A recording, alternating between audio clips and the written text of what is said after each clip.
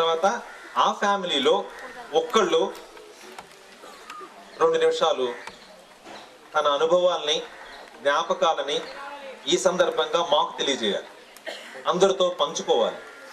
ఇది 2 నిమిషాలు మాతో పంచుకోవాలి. మొట్టమొదటిసారిగా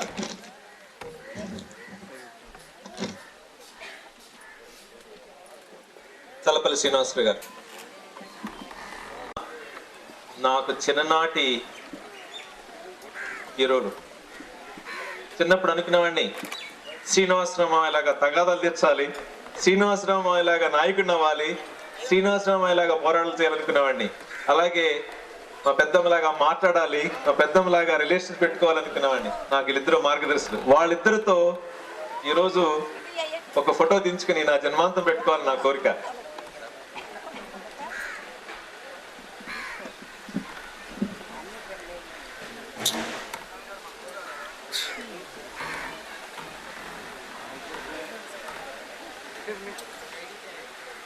ఆ మహాతల్లి ఈరోజు మన మధ్య భౌతికంగా లేకపోయినా ఆవిడ ఆత్మ ఇక్కడే ఎల్లప్పుడూ తిరుగుతూ ఉంటుంది.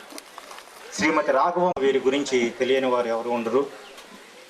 తాము నమ్మిన సిద్ధాంతాల కోసం, పీడిత ప్రజల ఉద్ధరణ కోసం, సమసమాజ స్థాపన కోసం, రైతు కూలీల హక్కుల కోసం, సంఘంలో అణగదొక్కబడిన వర్గాల కోసం నిరంతరం శ్రమించి ఎన్నో కష్ట నష్టాలకు వచ్చి అలుపెరుగని ఉద్యమాలు చేస్తున్న మహోన్నతమైన వ్యక్తి శ్రీ శ్రీనివాసరావు గారు.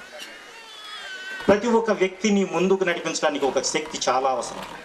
ఆ శక్తి లేనిదే జీవితంలో ఒక అడుగు కూడా ముందుకు వేయదు. శ్రీ శ్రీనివాసరావు గారి వెనుక ఉండి వారికి ఉజ్వలమైన స్ఫూర్తిని ప్రసాదించిన శక్తే వారి సతీమణి శ్రీమతి వసుమతి గారు. అనునిత్యము సర్వవేళలా భర్తను నిరాశపరచక ఆ భర్త అడుగుజాడలలో ఎన్నో కష్ట నష్టాలకు ఓర్చి భర్తకు అండగా నిలిచి నాతి చరామికి నిజమైన అర్థం చెప్పిన ఉత్తమ ఇల్లాలు శ్రీమతి వసుమతి గారు. దింటి మీదకు వచ్చిన దగ్గర నుండి ఇక్కడే ఉంటూ ప్రజలకు అండగా నిలిచి వారి గుండెలలో స్థిరస్థాయిగా నిలిచిపోయిన దంపతులు శ్రీ శ్రీనివాసరావు గారు, శ్రీమతి వసుమతి గారు. అందుకే వారి ది బెస్ట్ కపుల్ ఆఫ్ దింటి మెరక. అలాంటి వారిని సన్మానించుకునే భాగ్యం కలవడం మా పూర్వజన్మ సుకృతం. చంద్రునికో నూలు పోగులా వారిని అలుపెరిగిన వీరుల్లా వారికి ప్రసాదించే ఈ చిరు కానుక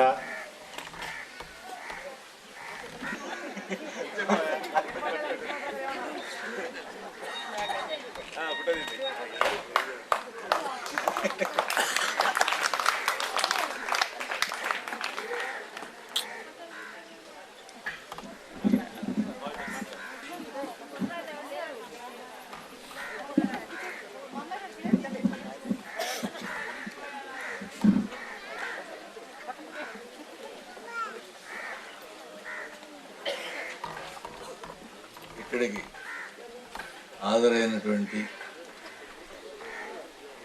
స్త్రీ పురుషులకు, ముఖ్యంగా ఈ కార్యక్రమాన్ని ఏర్పాటు చేసినటువంటి మిత్రుల యొక్క ఉద్దేశాన్ని నెరవేర్చడానికి మీకు కొన్ని విషయాలు చెప్పాలి.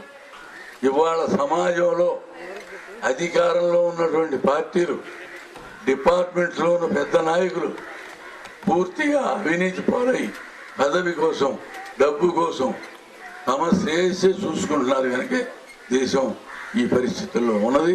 దీన్ని మార్పు చేయడానికి ఈ జరిగినటువంటి సభ ఏమాత్రం ఒక్క నయా పైస వంతు తోడ్పడినా సంతోషించే వాళ్ళలో మేమొక్కళ్ళం.